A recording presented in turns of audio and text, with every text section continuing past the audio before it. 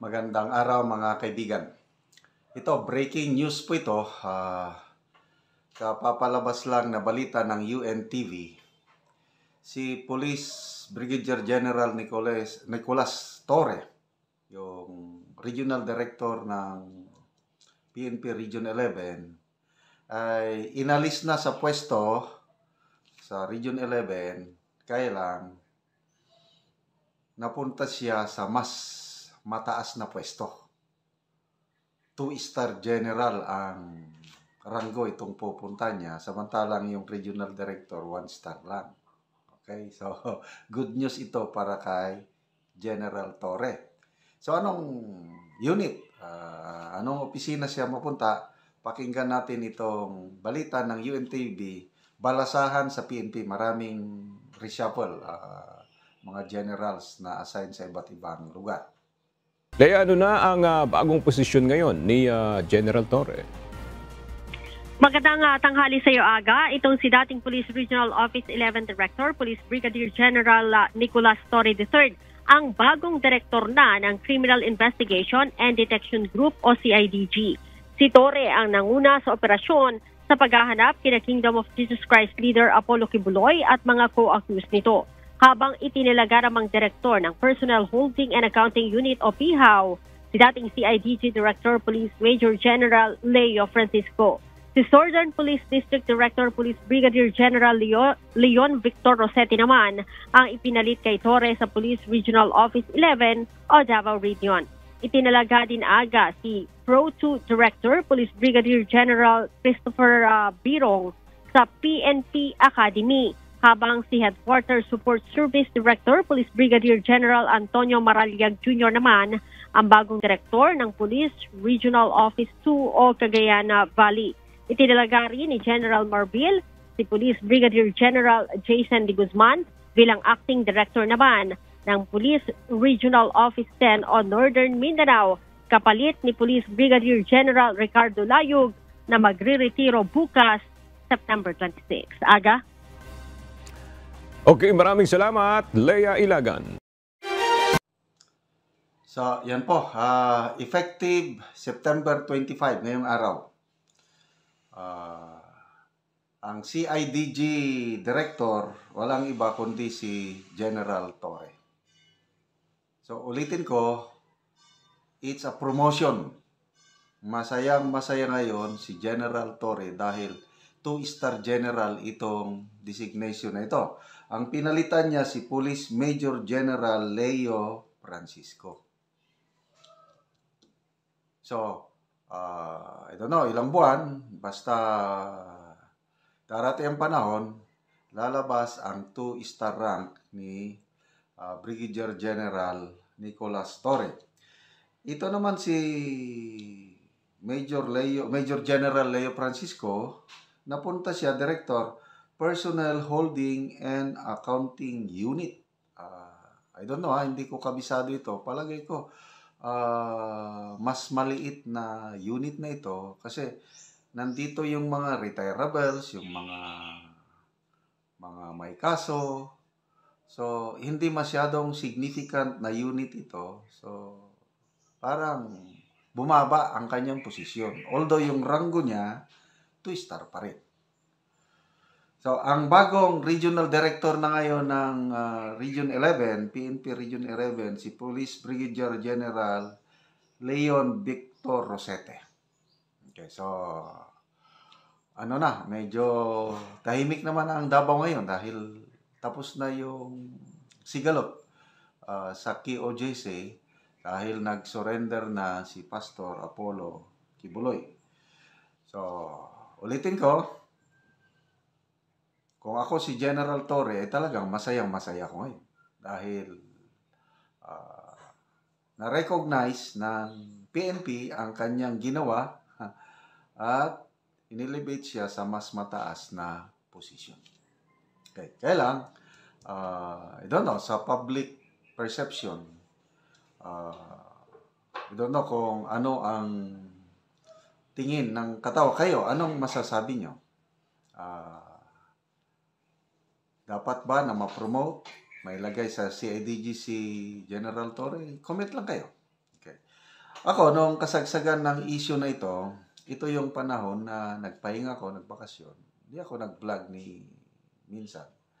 Wala akong naibigay na idea. Nabantayan ko lang, maraming binabasa ko mga comments sa mga news, mga vlogs. Ang iba't ibang religious denominations. Sabi, Katoliko ako. Sabi ng mga nagko-comment. Kaya lang nakikisimpatya ako sa KOJC. Ganon din, Muslim ako. Kaya lang hindi na ito, sobra na ito. Then, mga kaibigan kong pastors, bishop, yung sa evangelical o mga protestant, ganon din. Hindi sila in terms of doctrine, hindi sila in agreement sa doctrine ng KOJC, yung appointed son of God si Pastor Kibuloy. Hindi nila tinatanggap yon, iba. Kasi there is only one son of God according to evangelical Protestant pastors, si Jesus Christ lang. So, despite sa hindi nila pagkakasundo sa doktrina, napansin ko, marami mga pastors na nakikisimpatya sa mga KOJC kasi nakikita nila na ang tagal. Ilan yun? 16 days. 16 days na inoccupy ng police ang KOJC compound. Walang problema yung pag-serve ng warrant of arrest. Karapatan o trabaho. Trabaho ng PNP, marami nga ang yung mga nababasa kong comments, marami rin ang pumupuri kay General Torre kasi dapat lang daw na no one is above the law. Dahil may warrant of arrest, dapat hanapin. Kaya lang, inabutan na ng more than 2 weeks. Okay lang sana kung hindi lumabas yung issue, yung paghuhukay. Heartbeat. May nadidetect daw na heartbeat. Okay, yung tungkol sa heartbeat na yan, mayroon akong kaibigan na sabi niya, okay yan, totoo yan yung heartbeat na yan, nadidetect. Ginagamit daw yan sa Bucor, sa Bilibid. Mayroong instrument. Kailang para gagana yung instrument na yan, pag-detect ng heartbeat. Dapat yung mga preso sa loob ng selda, kakabitan nila ng something parang relo or anything para yung machine na yon with that watch, yung ikinabit sa preso na didetect yung heartbeat. Yun ang paliwanag ng kaibigan ko na marunong dito, expert. So, paano mag-work yung machine na hawak ng PNP, according to General Torre, na wala mang nakakabit na gadget doon sa katawan o wrist ni Pastor Kibuloy.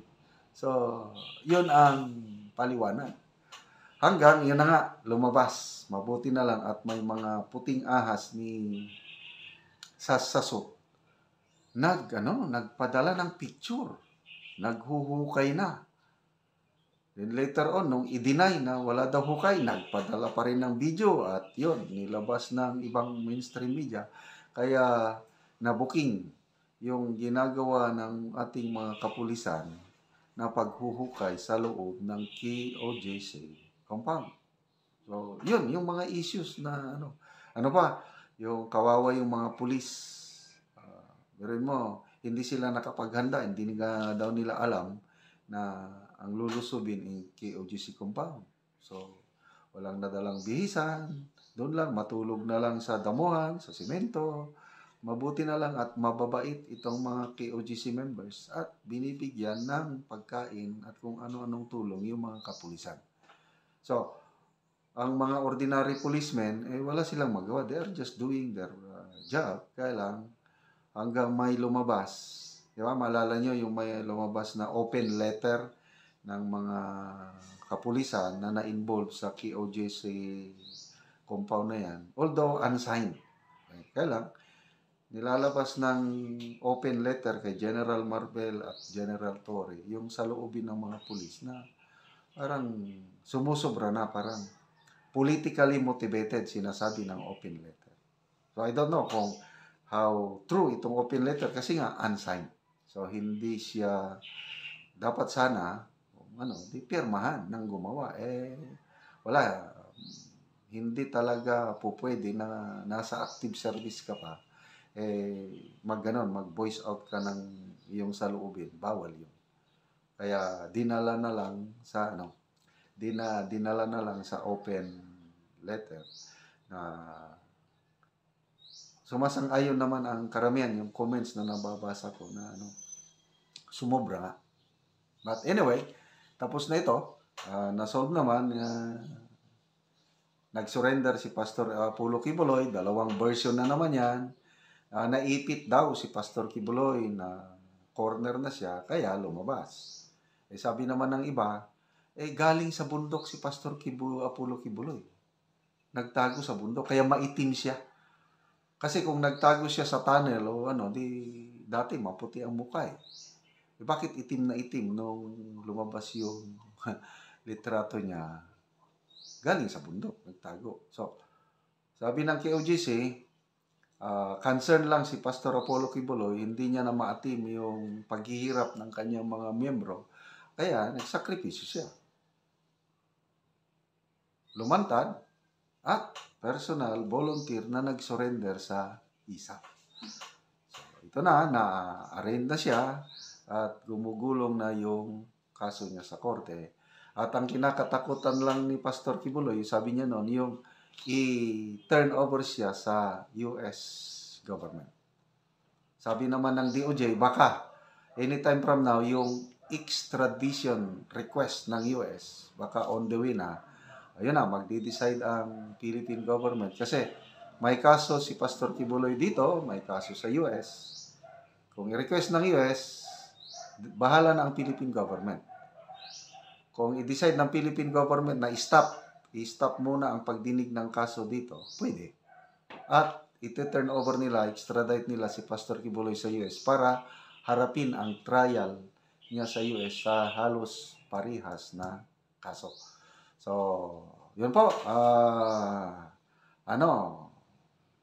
Comment kayo. Anong masasabi nyo? Promotion ni Brigadier General Torre from PRO 11 Director. Ngayon, Director na siya ng Criminal Investigation and Detection Group at 2-star rank. So, promotion para sa kanya.